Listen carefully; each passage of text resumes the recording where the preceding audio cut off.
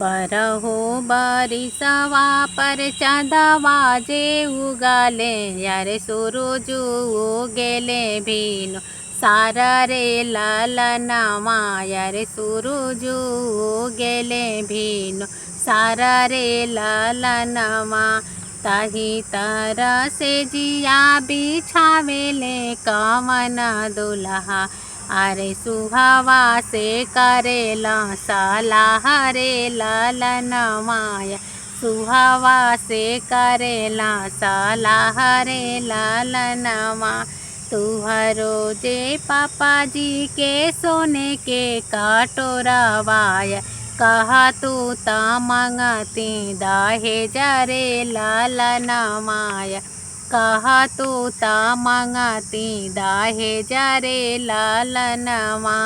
हमारे ही पापा जी के सोने का कटोरवाय, पिएला दुलरुआ भैया दूध रे ललनवा, पिएला दुलरुआ भैया दूध रे ललनवा। दूधो ना पिए भैया ढीठ बेसाहे हो, अरे मांगेला बहिनी तोहार रे ललनवा, मांगेला बहिनी तोहार रे ललनवा। इतना बचन जब सुनेले कवन दुल्हा, अरे उठेला बदन झराई रे ललनवा, उठेला बदन झराई रे ललनवा।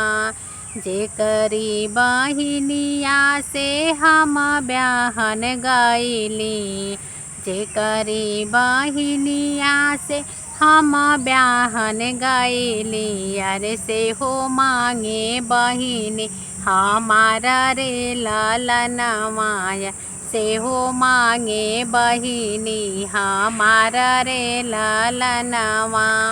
बरहो बरिसवा पर चाँदवा जे उगले, सूरज उगेले भीनु सारा रे ललनवा, सूरज उगेला भीनु सारा रे ललनवा।